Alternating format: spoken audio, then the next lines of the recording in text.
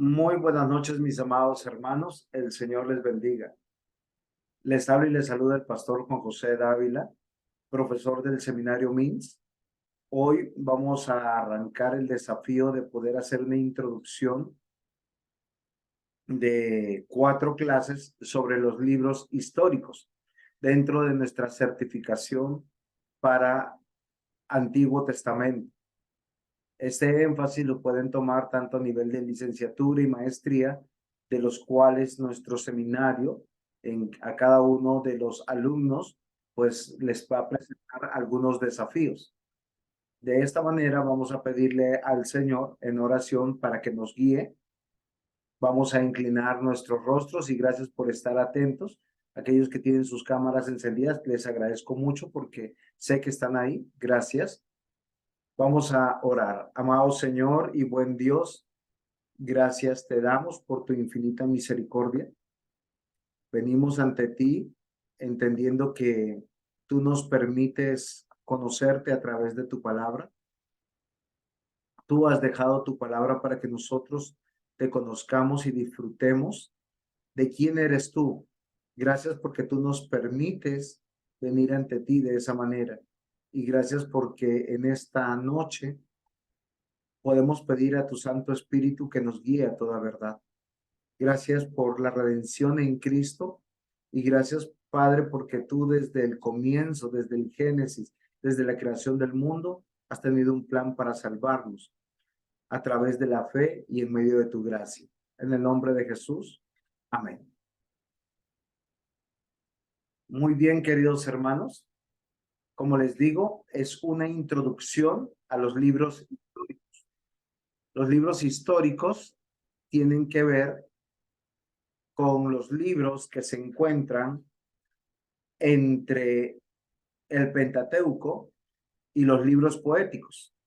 Nosotros, por causa de una estrategia estructural temática, saltamos del Pentateuco para hacer una introducción a los libros de sabiduría o los libros sapienciales. Si es como ustedes se dieron cuenta, ¿por qué razón?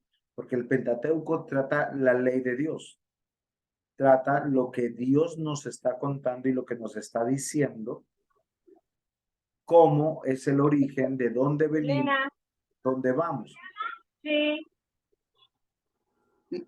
y quiénes somos. Si es hasta ahí, espero que esté claro. Los libros sapienciales, como les dije en la última clase, tienen que ver con algo muy importante. Dios nos enseña como si fuéramos niños pequeños.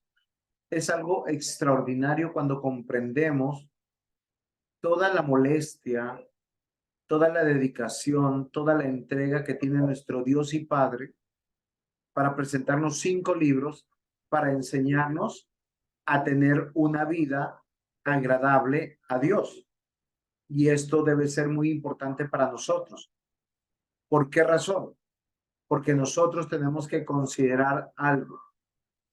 Tenemos que aprender a vivir agradando a Dios y buscando su gloria y entendiendo que vivimos en un mundo mortal.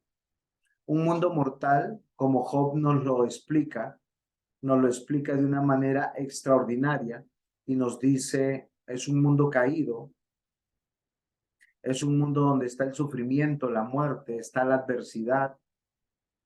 ¿Y cómo nosotros nos animamos? Sabiendo que Dios es soberano, que está en control. Y algo maravilloso del libro de Job es que permanentemente los amigos de Job van a apelar a la justicia de Dios, a la santidad de Dios, diciendo, todo lo que te está pasando es por algo malo que tú hiciste, arrepiéntete y te va a bendecir y te va a perdonar. Y todo el tiempo Job diciendo, oigan, yo no he hecho nada. Y si es porque he hecho algo, díganme qué he hecho. Finalmente, el capítulo 42 de Job termina diciendo algo extraordinario. No te conocía, Dios, pero ahora me arrepiento en polvo y ceniza, porque mis ojos te ven. ¿Por qué razón? Porque todo el libro de Job trata con que nosotros quitemos nuestros ojos de este mundo y los pongamos en la eternidad, en el reino de Dios. Y eso me parece extraordinario que nosotros lo entendamos. De una manera clara pasa algo extraordinario, porque del libro de Job pasamos al libro de Salmos y de Proverbios. Estos dos libros, entre cánticos, poemas, estas canciones que no son en nuestro idioma, que no son los poemas conocidos desde la lengua española, romance,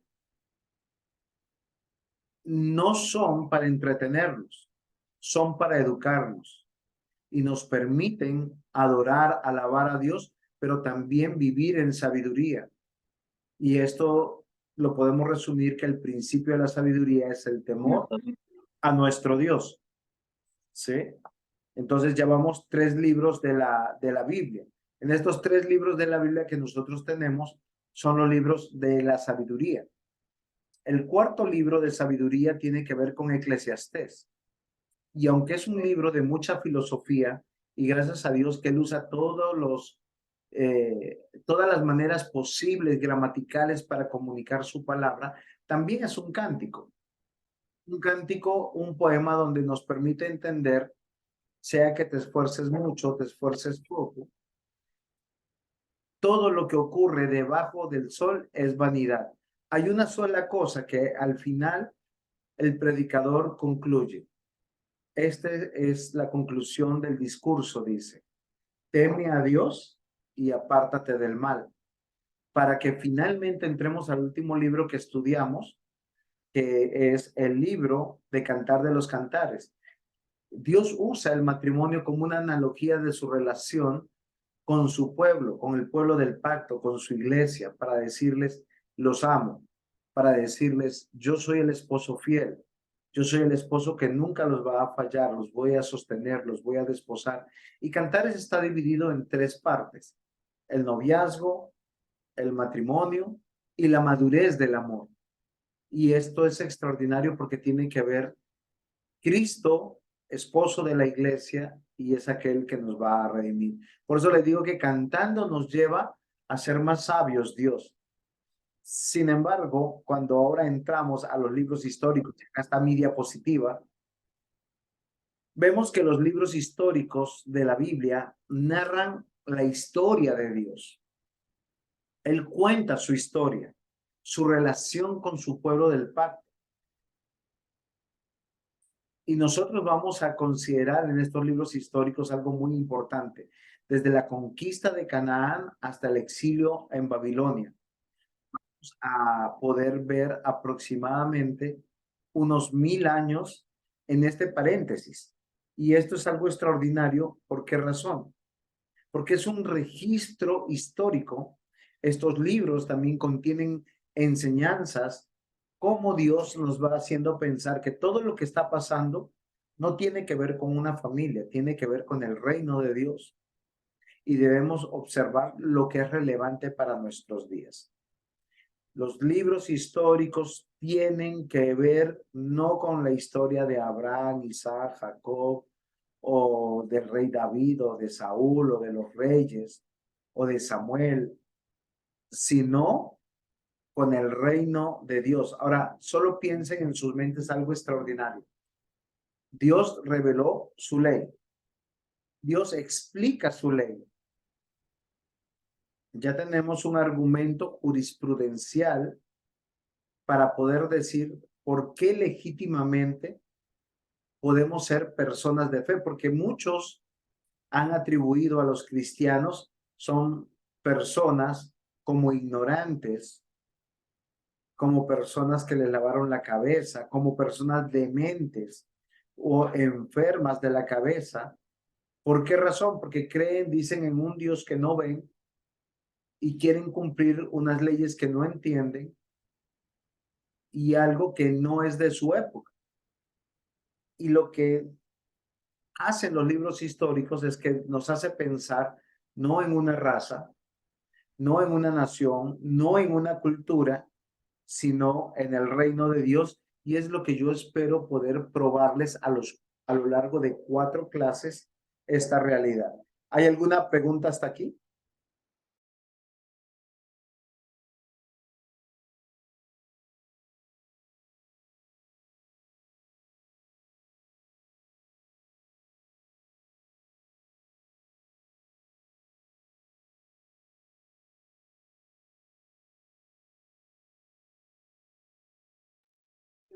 ¿Algún aporte, alguna pregunta?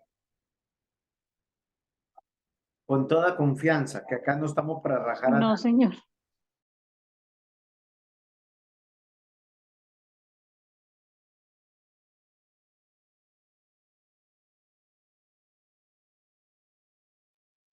Muy bien, queridos hermanos. Recuerden que estamos entrando a una estructura totalmente diferente. Como les expliqué, los 5 primeros libros de la ley de la Torá, los libros sapienciales y poéticos, es la explicación, un propósito y detalle del modo de conducta de los que deben vivir dentro del reino de Dios. Eso es lo que hemos aprendido. ¿Ha sido claro para ustedes? ¿No les surge ninguna pregunta? Porque por lo menos cuando yo desarrollé la clase, yo dije, acá están los libros que nos hablan de la ley de Dios o los mandatos de Dios. Los judíos extractaron de la Torá 613 mandamientos. Posiblemente pueden ser más, posiblemente pueden ser menos. Depende cómo se sumen cada uno de ellos. Hay algunos que los separan bastantes y otros que son siendo los mismos, pueden ser uno solo. Y hay otros que no se consideraron. Pero tenemos en estos libros lo que se llama la ley de Dios o la ley moral de Dios, y no solamente son los 10 mandamientos. ¿Por qué razón? Porque dentro de la ley y dentro de la moralidad, todo tiene que ser bueno o para bien. Y es ahí donde nosotros tenemos que considerar claramente estos libros. Ahora, cuando nosotros vamos a Génesis 49, 8, 10, debemos considerar algo que posiblemente a nosotros nos enseñaron y nos enseñaron mal. Y les voy a decir por qué. ¿Alguno ha considerado por qué se nombró rey en Israel?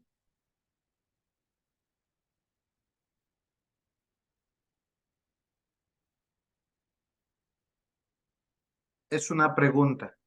Pastor, eso fue por causa del pecado del hombre, porque el hombre le pidió a Dios, que no recuerdo dónde, que querían un rey que mandara sobre ellos. Ok, tú estás citando una cita de Samuel donde el pueblo viene a él y le dicen, tus hijos son malos, nadie te sigue, queremos un rey como las otras naciones. Sí, pastor, algo así. O sea, por Ok, causa del mismo pecado del hombre, creo que sí estoy equivocada en cuanto al versículo, porque creo que no tiene que ver con eso, ¿no? Pero es por causa del mismo pecado del hombre, por el cual Dios envía un rey sobre la tierra, ¿no? O sea, que él pide, les permite tener reyes. muy bien, Nata. Ahora vamos a ver si eso es verdad o si no es verdad. Alex, tú nos ibas a compartir algo. Sí, lo mismo que dice la hermana Natalie. Muy bien, Eh, ya tenemos dos mujeres que apoyan una misma idea, pero cuénteme, a ver, ¿cómo más reforzamos esa idea?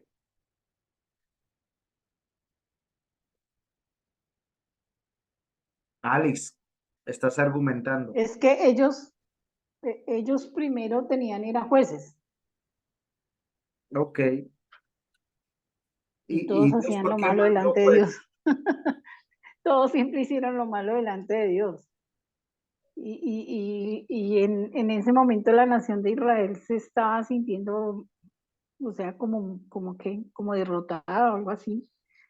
¿Y qué? Y por eso le exigieron al Señor, o sea, no querían que Dios reinara sobre ellos, sino querían un rey físico. Muy bien. Fue lo que yo entendí. Bueno, no, está bien, Alex. Yo estoy acá también aprendiendo con ustedes y si hay algo que yo tenga que corregir, lo voy a hacer.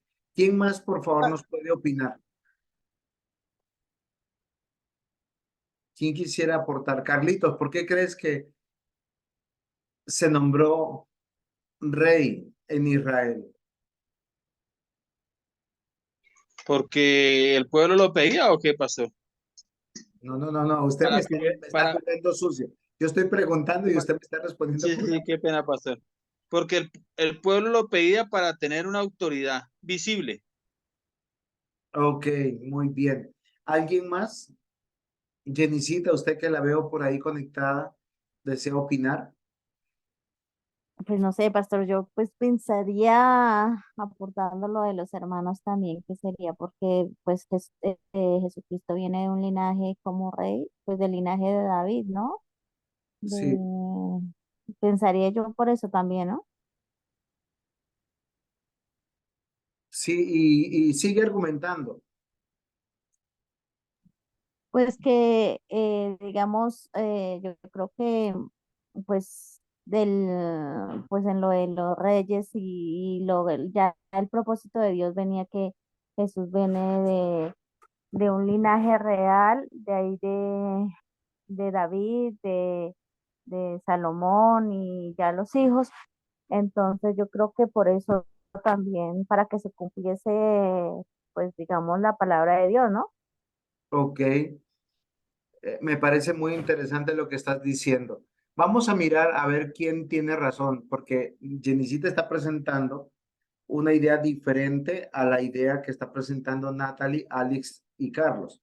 Voy a leer la cita de Primera de Samuel 8, donde dice, cuando Samuel envejeció, nombró como caudillos a sus hijos para que guiaran al pueblo de Israel. Su primogénito se llamaba Joel y su hijo se llamaba Abías. Los dos eran caudillos en Berseba, pero no siguieron el ejemplo de su padre, sino que se dejaron llevar por la avaricia, pues aceptaban sobornos y corrompieron la impartición de justicia. Por eso todos los ancianos de Israel fueron a Ramá para hablar con Samuel y le dijeron, es un hecho que tú ya eres viejo y que tus hijos no siguen tu ejemplo. Por lo tanto, escógenes un rey como lo tienen todas las naciones para que nos gobierne. Pero a Samuel no le agradó esta propuesta de dar al pueblo un rey que lo gobernara. Entonces oró al Señor y el Señor le dijo, atiende todas las peticiones que te haga el pueblo. No te han rechazado a ti, sino a mí, pues no quieren que yo reine sobre ellos. Ok, ahora yo quiero que presten atención porque eso, aquí me imagino que Alice, Nata y Carlos dicen, acertamos. Pero yo quiero que pasemos a mi siguiente diapositiva. Aquí tengo Génesis 49, versículos 8 al 10. Jacob como padre está profetizando sobre sus hijos y sobre lo que va a suceder con su linaje. Versículo 8 va a hablar de su cuarto hijo. Judá, te alabarán tus hermanos, tu mano en la cerviz de tus enemigos. Los hijos de tu padre se inclinarán a ti. Cachorro de león, Judá, de la presa subiste, hijo mío. Se encorvó de hecho como león, así como león viejo. ¿A quién lo despertará? No será quitado el cetro de Judá, ni el legislador de entre sus pies, hasta que venga Silo, y a él se congregarán los pueblos. Yo les voy a decir algo que es muy interesante. La historia, si todo texto narrativo, todo texto histórico tiene tres partes, una introducción, un desarrollo y una conclusión. Dios de manera profética, muchos años antes, va a profetizar algo, lo que nuestra hermana Jenny nos estaba compartiendo.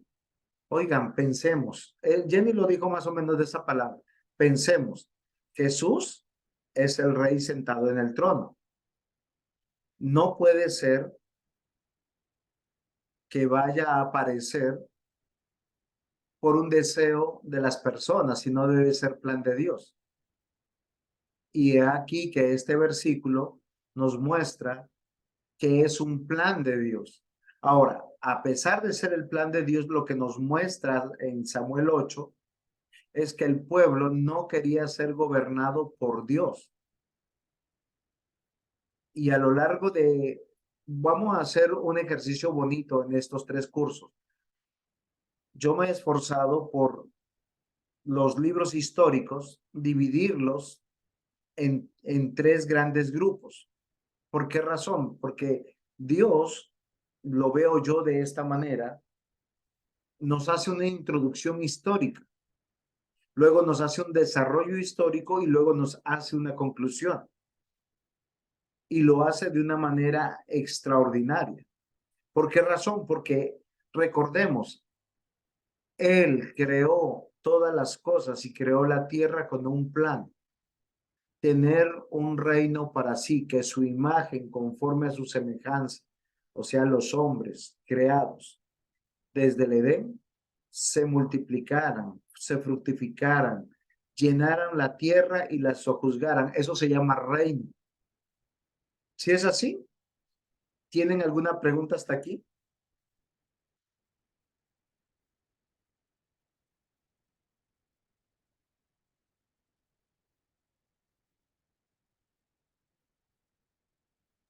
No, No, pastor. señor. ¿Algún aporte? Seguro que no les ha generado ninguna pregunta lo que acabamos de decir.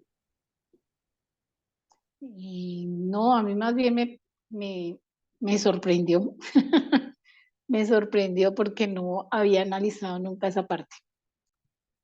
Ok, Alice, es que de eso se trata, que nuestro conocimiento sobre Dios no sea un conocimiento, no es un conocimiento así como de suerte o de fe. Todo está planeado. Natalie, cuéntanos. No, pastor, que tiene toda la razón. Algo que no se tiene muchas veces en cuenta es que a pesar de que aunque la escritura nos está diciendo en una parte de que es por causa del pecado del hombre, resulta que de antemano Dios ya lo tenía planeado. Y como decía la hermana sobre Jesús, obviamente nada está fuera del orden de Dios, porque Dios es un Dios de orden. Por tanto, tenía que ordenar de alguna manera de dónde iba a venir nuestro Salvador, ¿sí? Tenía que haber un linaje. Ok, muy bien. Es algo que debemos también recordar y aprender a hilvanar nuestro pensamiento. Recuerden que yo les prediqué durante 5 años sobre Génesis a los de la iglesia Betania, Ebenezer, a los otros hermanos posiblemente los que no están con nosotros, ellos tienen la excusa, pero esto ya se los habíamos mencionado. Entonces hay un plan y el plan que en Génesis 49 del 8 al 10 nos dice, hay un trono, ese trono estará ocupado por un legislador, ese legislador va a doblegar a todos y todos los pueblos se van a congregar debajo de su poder. Y estamos hablando, claro que sí, del trono de nuestro Señor Jesucristo, el unigénito Hijo de Dios. Entonces, en este orden de ideas vamos a avanzar y para esto yo tengo 4 clases en el desarrollo histórico. Primero vamos a hablar del plan de Dios. Hoy solamente vamos a hablar del plan de Dios, les voy a dar como en la estructura y después vamos a desarrollar la historia, ¿sí? Porque en el plan de Dios es dominar la tierra y el establecimiento del trono de Dios.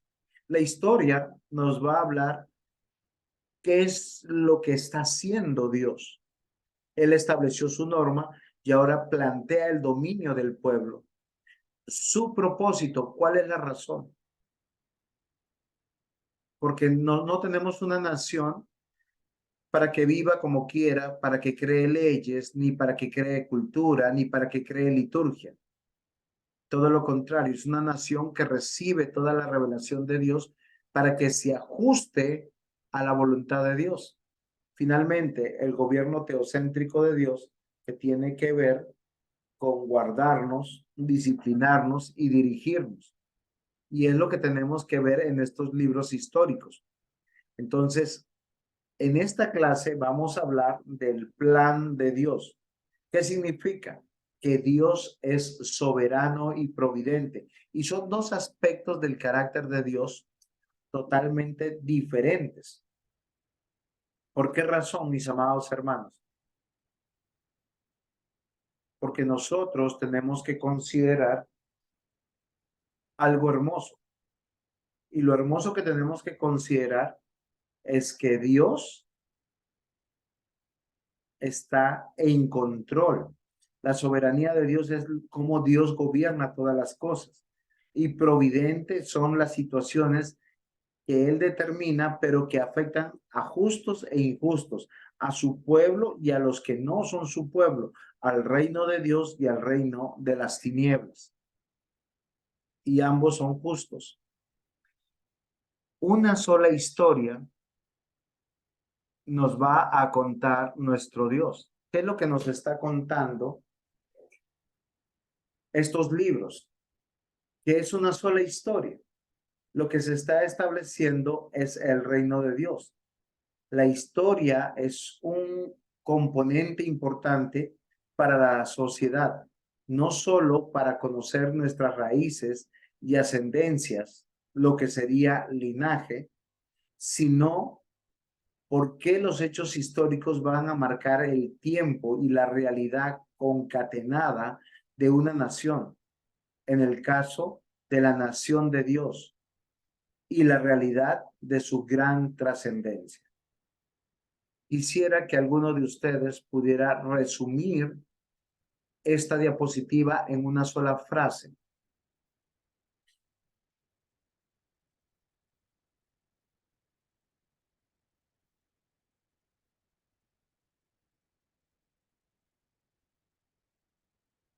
Recordemos que estamos hablando de una sola historia. O sea, estamos diciendo el Nuevo Testamento y el Antiguo Testamento son una historia. Pero como vamos a ver solamente una parte de esa historia, sigue siendo una sola historia. ¿Cómo podemos resumir esa historia? Historia de la redención. Muy bien, muy precisa. Es una sola historia. La historia de la redención nos tiene que contar el rey sentado en el trono, un reino y todos los agentes de una nación.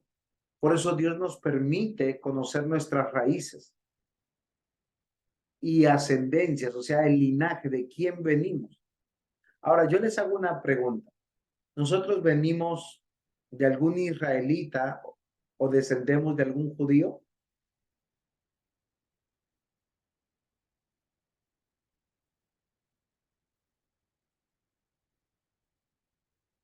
Mis queridos estudiantes, están muy callados. Creo que no. Solo sé que descendemos de Adán y Eva. Ok. ¿Por qué yo los quiero desafiar? Porque en este método de aprendizaje que estoy tratando de hacer con ustedes, participativo, nos tiene que hacer comprender porque en muchos lugares, en este momento histórico 2023, nos hablan, oremos por Israel y oremos por los judíos. Yo les hago una pregunta. ¿Realmente el Israel de hoy, este Israel cultural, geográfico, que ni siquiera está en Palestina, está en otro lado, es el Israel de Dios? Los judíos de hoy son los judíos históricos, culturales, que responden a las tradiciones bíblicas que nosotros aprendemos en la Biblia.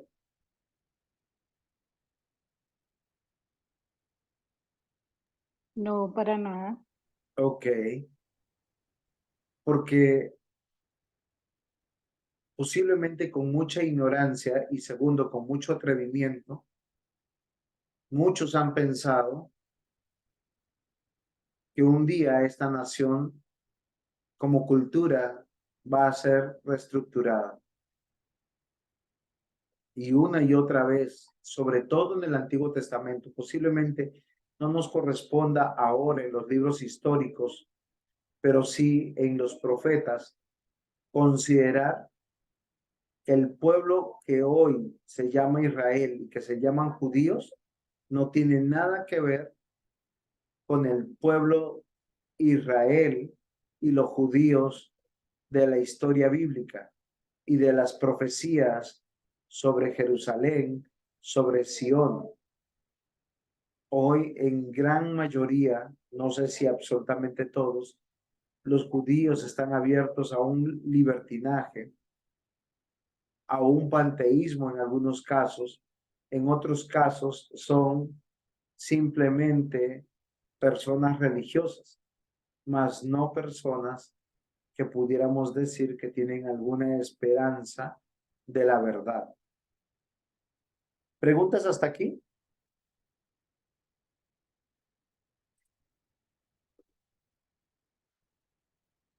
Entonces, si ustedes no tienen preguntas, yo tengo algunas preguntas existenciales. Y algo que debe ser importante es que el documento de la Biblia es un documento real, es un documento existente, muy complejo gramaticalmente y desde una perspectiva es muy filosófico. Pero Dios dice textualmente que es verdad. ¿Qué es lo que yo quiero decir? Que dentro de la Biblia Dios usó un lenguaje, un idioma y toda la estructura gramática para comunicar quién es Él, cuál es su plan y quiénes somos nosotros y cuál es el sentido de nuestra vida.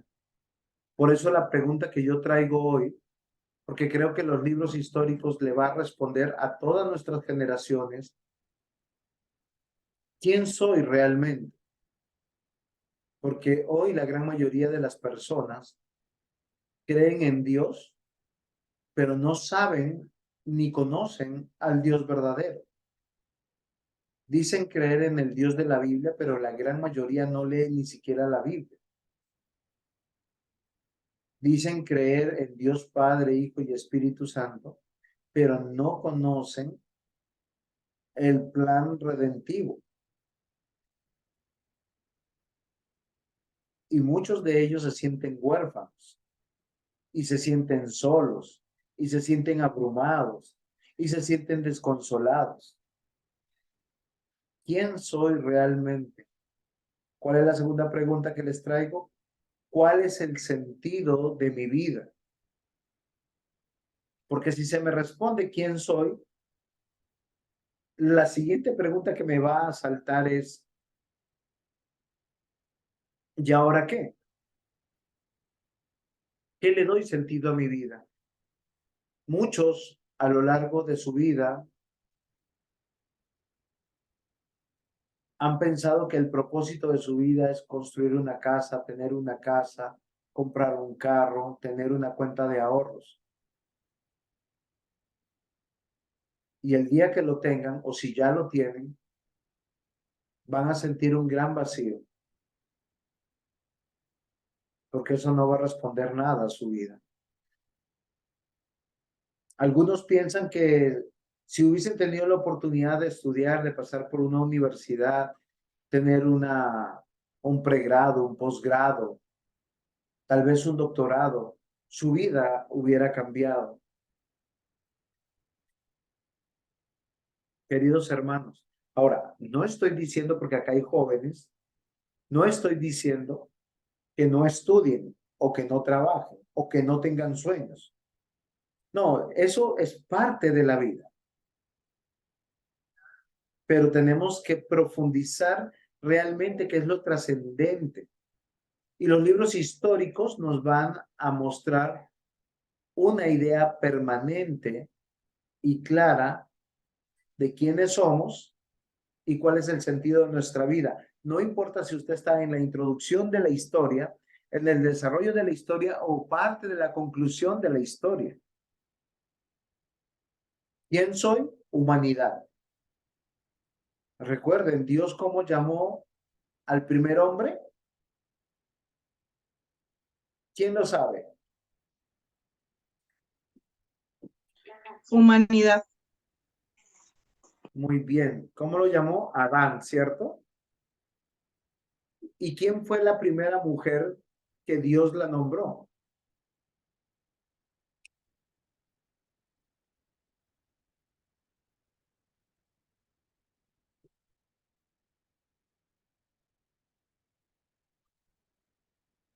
¿Nadie sabe? Eva. No, señora, está equivocada.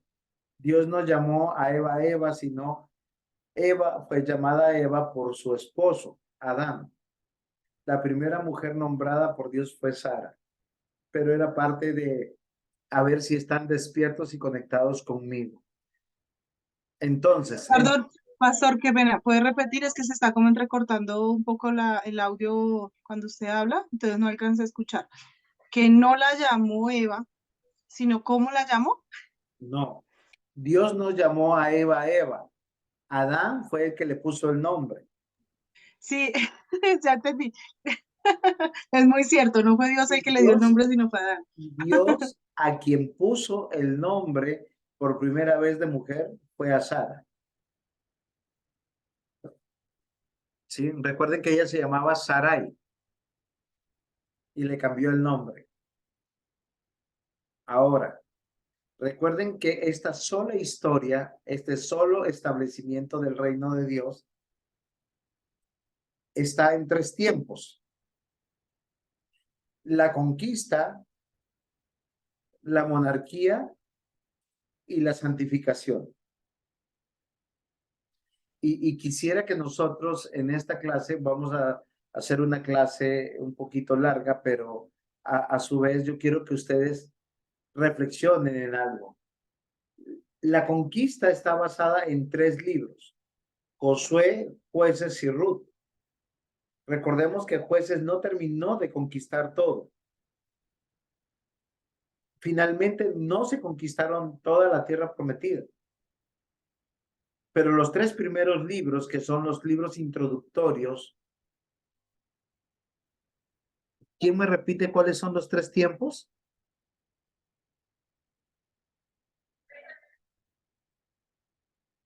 Conquista, monarquía y santificación, no se olviden.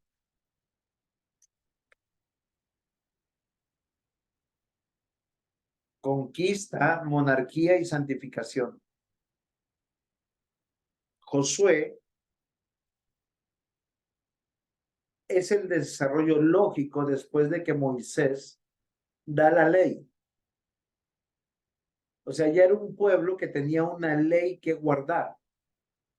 Y le dice, conquista un territorio para establecer el reino de Dios. Jueces es cuando, miren que nosotros, a veces yo no sé cómo leemos los libros de la Biblia, pero me gustaría que lo leyéramos un poquito más acertadamente. El periodo de los jueces, y debemos recordar que el libro de Ruth en la antigüedad era parte del libro de los jueces, después fue sacado de manera extraordinaria y tiene una razón importante. Pero el libro de los jueces nos va a contar una historia muy triste del pueblo. El problema de una independencia. El problema de que cada quien por sus problemas, por su ubicación, por sus situaciones internas, se empezaron a desunir. Y sobre todo por la búsqueda de sus propios intereses. Hay algo que Jueces dice, cada quien hacía como bien le parecía. Y cuando yo vi el libro de Jueces, yo dije, oigan lo que pasa en la iglesia.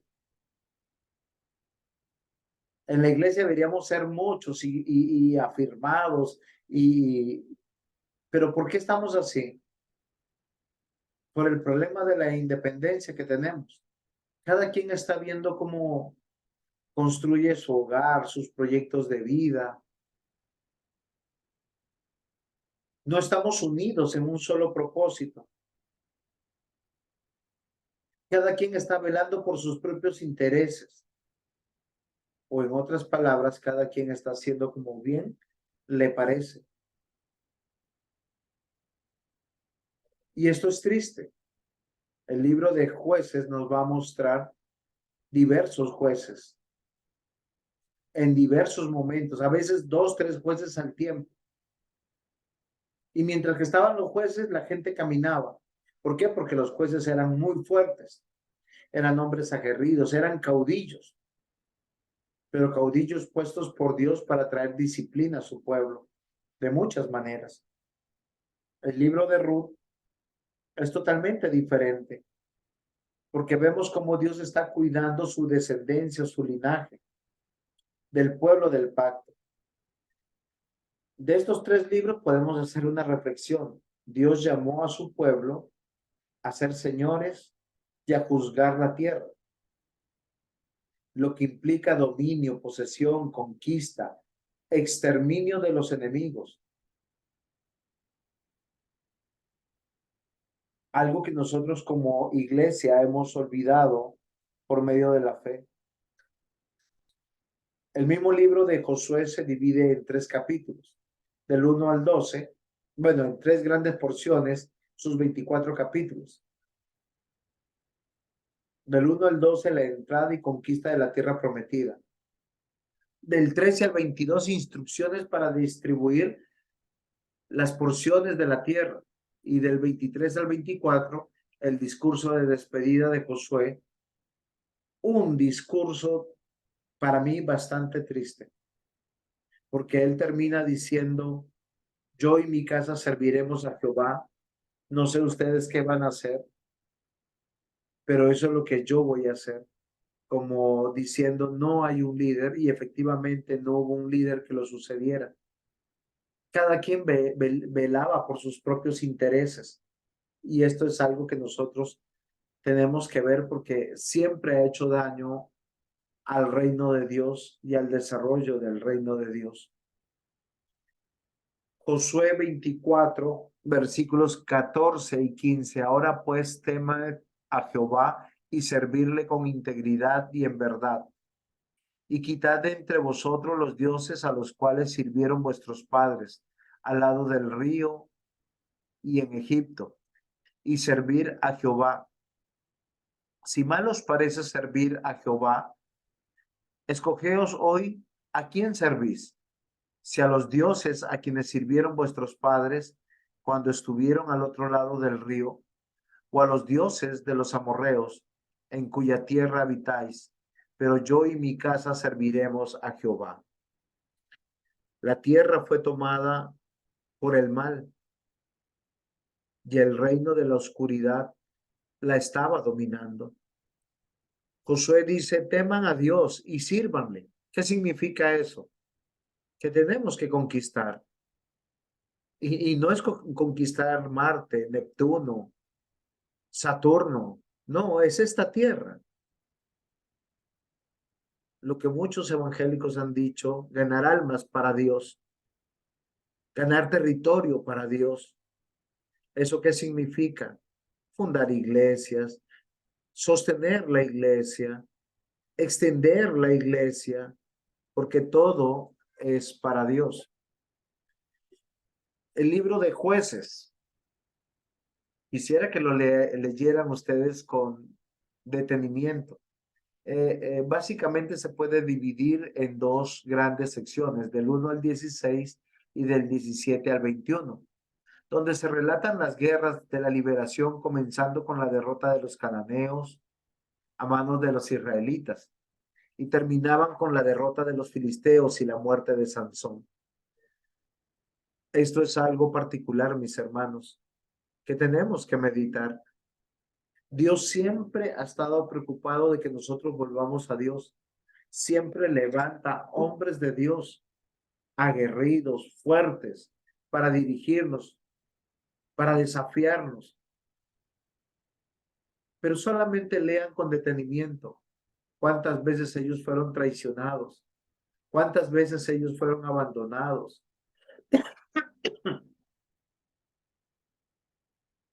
Y nosotros tenemos que considerar los capítulos 17 al 21, conocidos como un apéndice, sin relación con los otros capítulos. Pero estos capítulos van entendiendo o nos van mostrando algo diferente. Y nos dice algo que es evidente. No hay rey en Israel. Como si debiera haberlo, pero no lo hay. Queridos hermanos, cuando nosotros no nos sujetamos a una autoridad, cuando uno desprecia la autoridad, o peor, cuando uno desprecia su llamado, cuando uno desprecia su propio pueblo, su propio reino, pues es como si viviera sin rey. Y ese fue el problema de los jueces. El libro de los jueces nos dice en el capítulo 2, versículo 18 al 19, y cuando Jehová les levantaba jueces, Jehová estaba con el juez y los libraba de la mano de los enemigos todo el tiempo que aquel juez, porque Jehová era movido a misericordia por sus gemidos a causa de los que lo oprimían y afligían. Mas acontecía que al morir el juez, ellos volvían atrás y se corrompían más que sus padres, siguiendo dioses ajenos para servirles e inclinándose delante de ellos, y no se apartaban de sus obras ni de su obstinado camino. Y yo quiero reflexionar, mis hermanos, porque cuando nuestros padres, siendo nosotros hijos, aborrecieron la iglesia, aborrecieron la palabra, pues fácilmente nosotros seguimos un camino peor. Pero cuando nosotros somos enrutados, nuestra vida va cambiando y va cambiando en favor de la voluntad de Dios. Jueces 10:15. Y los hijos de Israel respondieron a Jehová: hemos pecado, haz tú con nosotros como bien te parezca. Solo te rogamos que nos libres en este día. En otras palabras, siempre clamando misericordia. Y Jueces 21:25.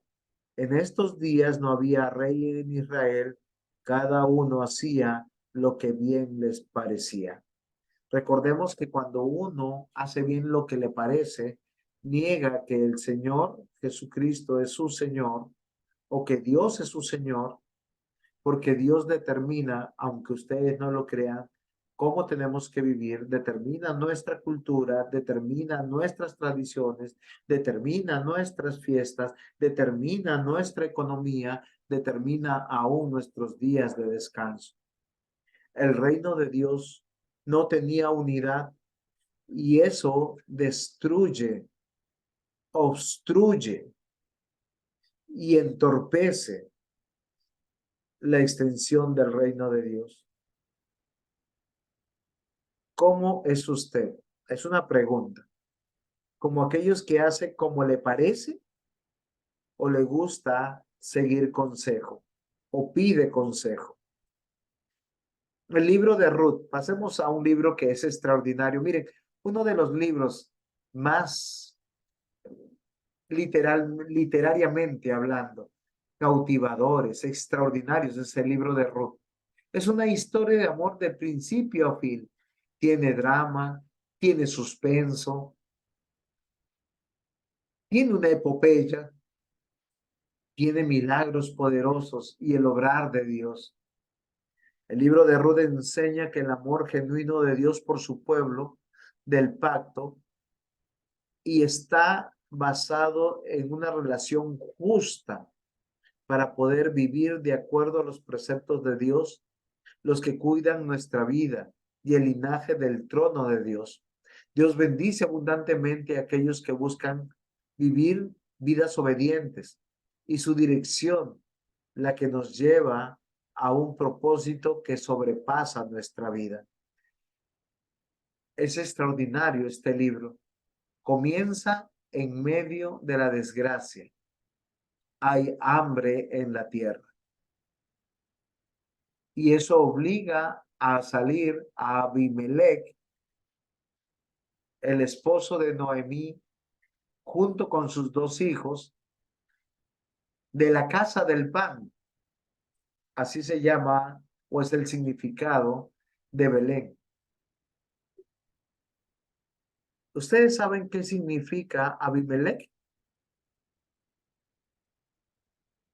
Y yo creo que en esto hay una ironía extraordinaria de nuestro Dios para decirnos eso. No, señor, no sé cuál es el significado Muy de bien, Abimelech. Dios reina. O sea, solo piensen, en la casa del pan no hay pan. Ellos se van a Moab.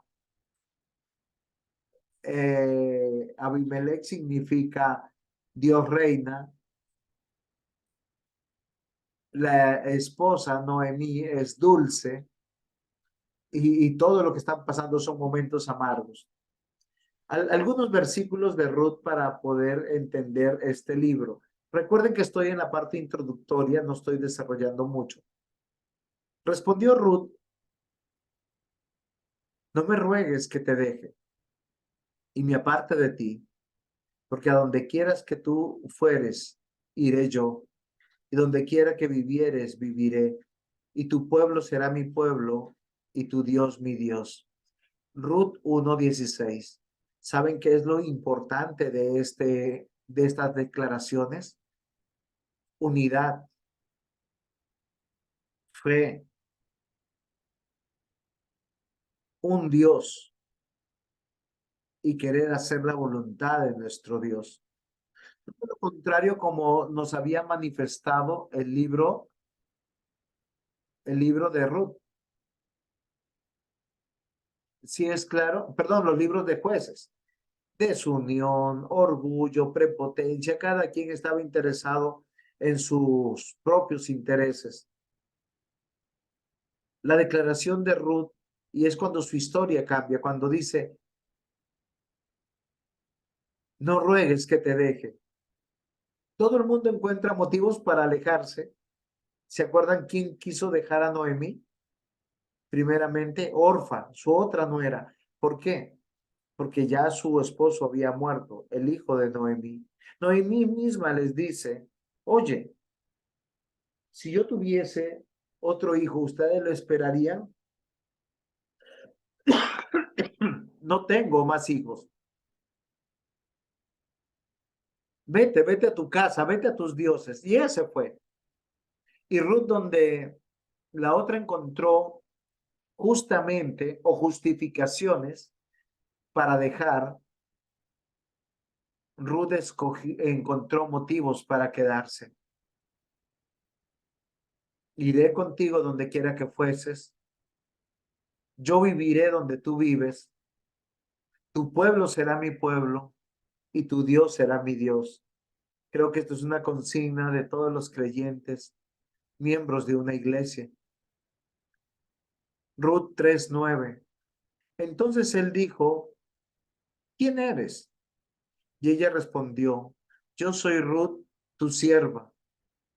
Extiende el borde de tu capa sobre tu sierva, por cuanto eres pariente cercano. Ruth estaba apelando a la ley de Dios y Dios estaba apelando a su plan, porque de aquí viene un pariente de nuestro Señor Jesús. Ruth 4:17. Y le dieron nombre las vecinas diciendo, le ha nacido un hijo a Noemí y lo llamaron Obed. Este es el padre de Isaí, padre de David. Ruth 4:17. Queridos hermanos, el llamado es temer a Dios y servirles, porque sólo así conquistamos para nuestro Dios.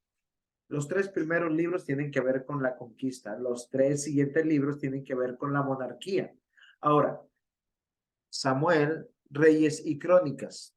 Recuerden que hasta la Septuaginta, cuando se tradujo del hebreo al griego, nosotros pudimos encontrar solamente en este tiempo Primera de Samuel y Segunda de Samuel. Primera de Reyes y Segunda de Reyes. Primera de Crónicas y Segunda de Crónicas. Pero estos libros originalmente eran un solo libro. Y Samuel cuenta en una sola frase pequeñita la manifestación de la monarquía como el plan de Dios. Dios tenía un linaje, Dios quería un rey. Reyes es el linaje y un tronco real que debe velar por el pacto de Dios, su encargo de extenderse, trayendo juicio y administración de su ley. Y Crónicas nos va a hablar el relato del rey sentado en el trono y su preeminencia. Hay algo muy interesante en Samuel, Reyes y Crónicas que cuando ustedes lo vayan a leer, si lo pueden leer, es un gran desafío que les doy, es que siempre Dios está diciendo, obedezcan la ley y sujétense al rey. Y paralelamente a Samuel, Reyes y Crónicas vamos a tener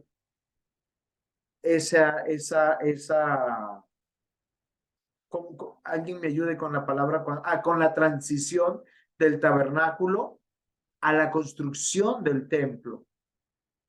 Porque estas personitas que son reunidas como pueblo, que ya tienen un rey al cual tienen que obedecer, todos, incluyendo el rey, están llamados a adorar.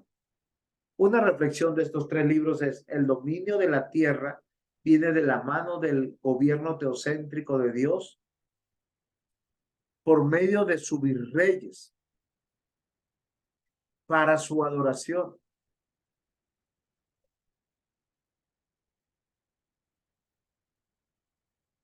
Samuel. Recuerden que es primera y segunda de Samuel y lo estoy reduciendo demasiado. Primeramente registra la historia de Israel en la tierra de Canaán y esa transición de ser gobernados por jueces a convertirse en una nación unificada bajo el gobierno de los reyes. Mientras que en los jueces Dios levantaba caudillos para unir al pueblo, ellos no lo entendieron de esa manera. Ellos lo entendieron que cada quien hacía como bien les parecía. Y miren, todas las luchas, todas las destrucciones que ellos encuentran, todas las adversidades hubiesen sido solucionadas si se hubiesen unificado. Ese era el plan de Dios desde un comienzo. Pero Samuel emerge como el último juez y él unge a los dos primeros reyes, Saúl y David. Y en el registro de estos dos reyes, cómo Dios coloca finalmente su pacto sempiterno con David en su contexto histórico. Primera de Samuel 8, versículos 6 al 7. Pero no agradó a Samuel esta palabra que le dijeron: danos un rey que nos juzgue. Y Samuel oró a Jehová y le dijo Jehová a Samuel: oye la voz del pueblo en todo lo que te digan, porque no te han desechado a ti, sino a mí me han desechado, para que no reines sobre ellos. Ahora, eso no significa que no era el plan de la monarquía. Nuevamente, yo les voy a decir algo, queridos hermanos. A nosotros no nos gusta el sujetarnos.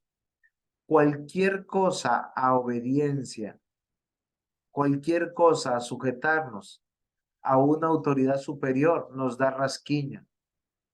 Y todos nosotros siempre buscamos nuestra comodidad, nuestro bienestar.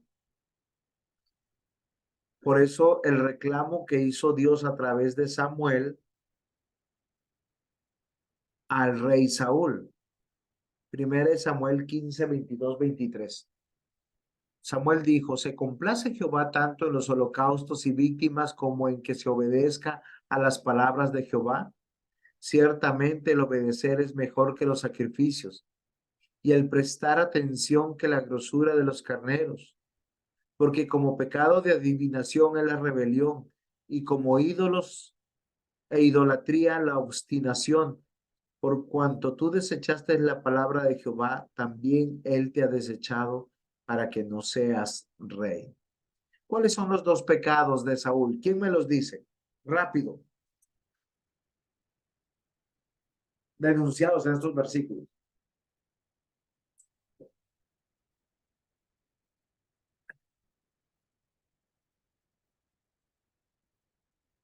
Ninguno.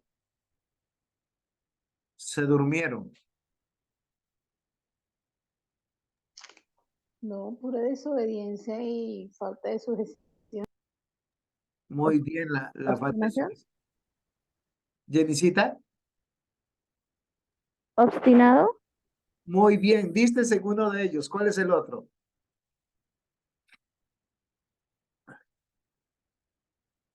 Rebelión. Ahí está, ahí está. O sea, el rebelarse. Natica, ¿tú ibas a decir ese? Sí, señor, rebelión. ¿Pero qué es rebelión? O sea, yo quiero, miren, se los pongo sencillo. A ti te dan un consejo y tú dices, no. A ti te dicen, ve para la derecha y tú dices, voy para la izquierda. No, no quiero. Y ¿saben qué es lo peor? Cuando uno se obstina y dice, es que yo estoy buscando algo que sea justo para mí. Miren, Dios se había alejado de Saúl porque había ya considerado desecharle. Y Saúl, en vez de decir, oye, de verdad, yo tengo que entregar el reino, él no quiso escuchar el consejo de Samuel. Todo lo contrario, se rebeló contra el consejo. O sea, le dijeron, ve para la derecha y él se fue para la izquierda. Y no solamente eso, se obstinó, porque cuando Samuel no le dio más mensaje o palabra de Dios, él dijo, listo, yo voy a hacer holocaustos, voy a hacer ofrenda a Dios y sacrificios. Sí, sí me comprenden. ¿Por qué les digo esto, mis amados hermanos? Porque muchas veces nosotros traemos consecuencias a nuestra vida por ser obstinados y por ser rebeldes. Según de Samuel 7:16. Y será afirmada tu casa y tu reino para siempre delante de tu rostro, y tu trono será estable eternamente.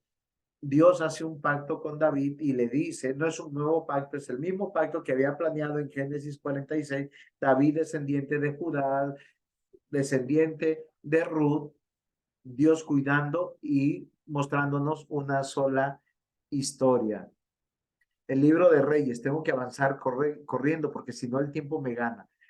Los libros de Reyes se dividen en dos partes, primera y segunda de Reyes, como les había dicho, pero es desde la Septuaginta, era un solo libro.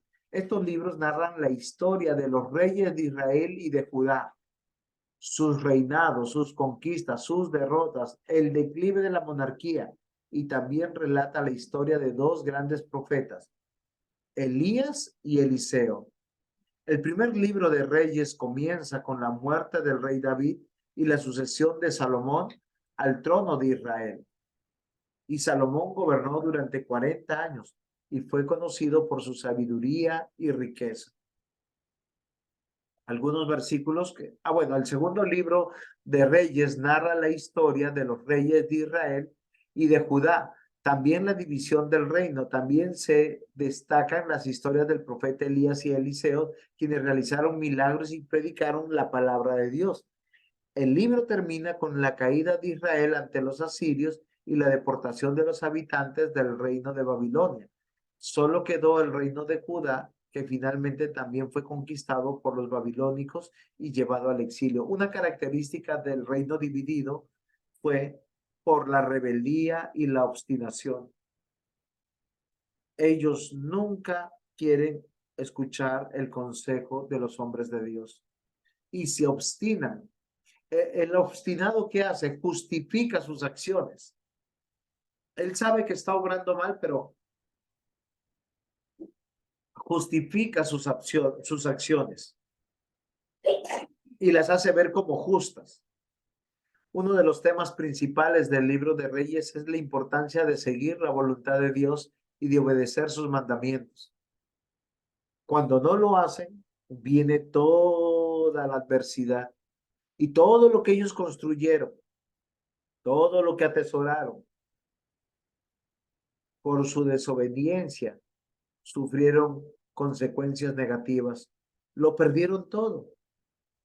Otro tema importante es la idea de la historia que se repite. Los reyes de Israel y de Judá aprendieron lecciones en los errores de sus predecesores, pero muchos de ellos aún cayeron en los mismos patrones de pecado y desobediencia. Primera de Reyes 1:30, que como yo te he jurado por Jehová, Dios de Israel, diciendo, tu hijo Salomón reinará después de mí, y él se sentará en mi trono, en lugar mío. que así lo haré yo. El libro de Crónicas, recuerden que en nuestras Biblias tenemos primera y segunda de Crónicas. Sin embargo, es un solo libro. El libro de Crónicas es muy importante porque tiene una visión general de la historia de los reyes de Israel y su relación con Dios.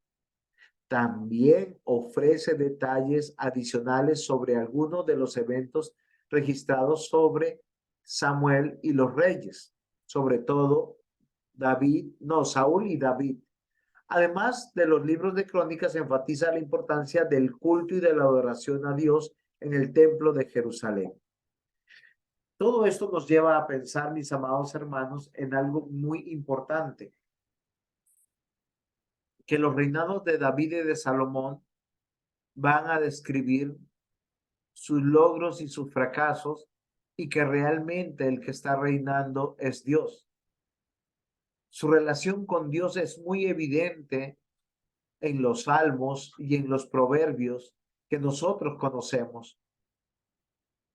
Y una de las principales características del libro de Crónicas es su énfasis en la importancia en la adoración al templo, el día del Señor, la instrucción, y destaca la figura de David como modelo de rey justo y piadoso.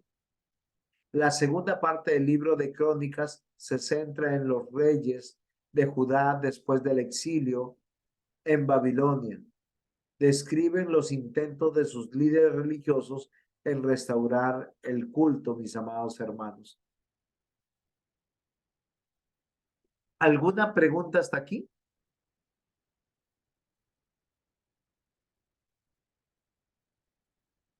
Recordemos que la monarquía está descrita tanto en el libro de Reyes y de Crónicas.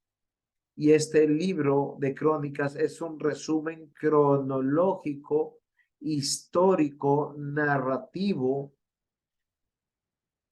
de lo que Dios nos cuenta de los reyes que él mismo puso para que gobernara su nación. Al finalizar este tiempo de monarquía, Dios no solamente va a traer disciplina para los reyes, sino para todo el pueblo. Pero también estaba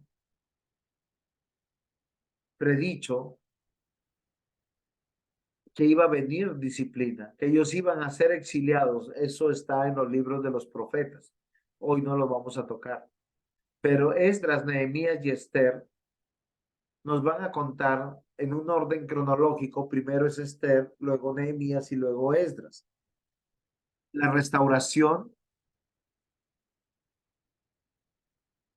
del pueblo. Cuando el pueblo llega a finalizar su disciplina y vuelve a Jerusalén. Nehemías nos va a hablar de la reconstrucción de las murallas y volver a Dios.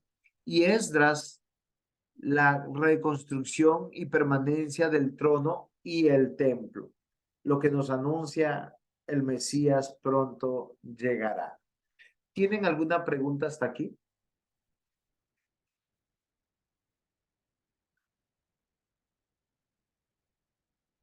Muy bien. Esdras es un hombre muy importante en la historia que nos cuenta Dios, ya que relata la historia del pueblo del pacto, los que son llamados judíos a partir de este momento, después del exilio babilónico. ¿Por qué razón? Porque en este momento histórico, la única tribu, y no es coincidencia, sino parte del plan de Dios, es que pueden corroborar que tienen un linaje y ellos van a juntar al resto de las personas que no pueden comprobar su linaje en su regreso a Jerusalén para reconstruir el templo y restaurar la ley.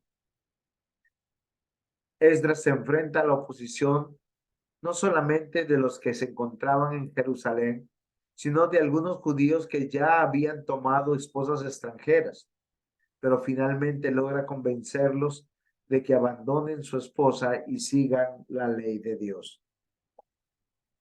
Tiene que comenzar a leer con interés los libros históricos, ya que el libro de Esdras es muy importante porque nos va a mostrar la fidelidad de Dios a su pacto, a su promesa y a su promesa de restauración, sobre todo después del exilio, de la disciplina, y destaca la importancia de seguir la ley de Dios. Todos estos libros están unidos por un solo predicamento: teme a Dios, apártate del mal y obedece. Esdras es un ejemplo de liderazgo piadoso y celo por la palabra de Dios. Su dedicación para enseñar, para aplicar la ley a la vida, es un modelo para todos los líderes de hoy en día, lo que nosotros llamamos líderes espirituales, y la fidelidad de Dios hacia su pueblo, aunque aunque los judíos habían sido infieles y habían sido castigados con el exilio. Dios todavía cumplió su promesa: los restauraré y los he de bendecir. El libro de Nehemías es un libro corto. Es conocido por su liderazgo, por su papel en la reconstrucción de Jerusalén, la restauración del pueblo después del exilio babilónico, y sus partes principales, que son dos, es la reconstrucción de los muros de Jerusalén y la restauración de la comunidad judía. Nehemías lideró la reconstrucción de los muros de Jerusalén en solo 52 días. ¿Ustedes se imaginan todo esto? Ustedes pueden imaginar todo esto. Es algo extraordinario, algo que nosotros tenemos que considerar. Dios siempre levanta hombres de Dios para unir a su pueblo y traerlos para la extensión de su. Nehemías fue un líder fuerte y decidido que inspiró a su pueblo a trabajar juntos para lograr una meta común. Por eso, mis hermanos, hoy yo los quiero llamar. Tenemos una meta común. Y en las lecciones que tenemos que considerar de esto es: primeramente, debemos confiar en Dios en todo momento y buscar su guía en nuestras vidas. Segundo, debemos ser líderes fuertes y decididos que inspiren a otros a trabajar juntos para lograr una meta común: es el reino de Dios. Finalmente, debemos estar dispuestos a enfrentar la oposición y perseverar en nuestro camino hacia nuestros objetivos. Finalmente, el libro de Esther, y como les dije, este es el primer libro cronológicamente, pero es el último en nuestras Biblias, y trata de una historia que se desarrolla en Persia durante el reinado del rey Asuero y que cuenta la valentía de una joven judía llamada Esther. El libro de Esther es muy relevante por varias razones, entre ellas cómo Dios no olvida la promesa de obrar en situaciones difíciles y cómo puede utilizar personas comunes para cumplir sus propósitos. Cuando hay hombres cobardes, se levantarán mujeres valientes. ¿Sí les gustó esa frase? Es verdad. Cuando en un hogar hay hombres cobardes, siempre Dios va a levantar mujeres valientes. No van a usurpar a sus cónyuges, pero van a hacer lo que tienen que hacer, porque ese es nuestro Dios.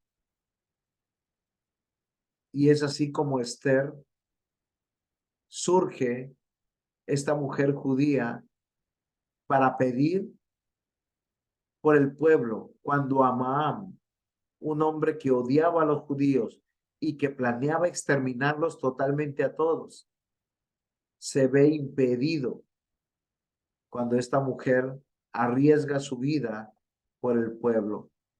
Y el libro es muy importante porque en la providencia divina, Dios permite que esta mujer halle gracia delante del rey Asuero. Yo sé que ustedes conocen la historia y sé que más adelante ustedes van a poder meditar en esto. Muy bien, mis hermanos. No sé si hasta aquí tienen alguna pregunta. Yo estoy un poco agotado de mi garganta. Si hay alguna conclusión, algún aporte, los escucho.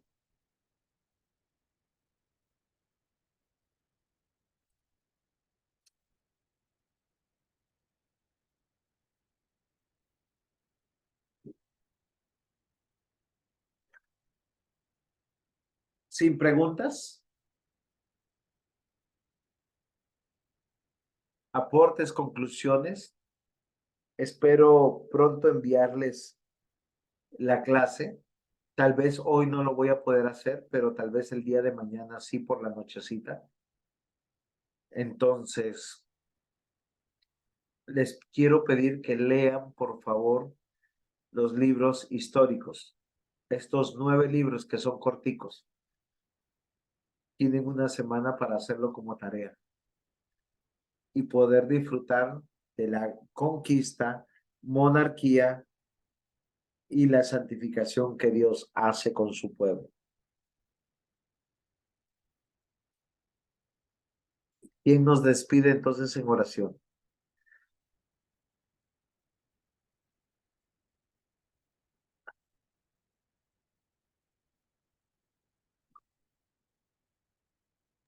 Claro que sí, pastor.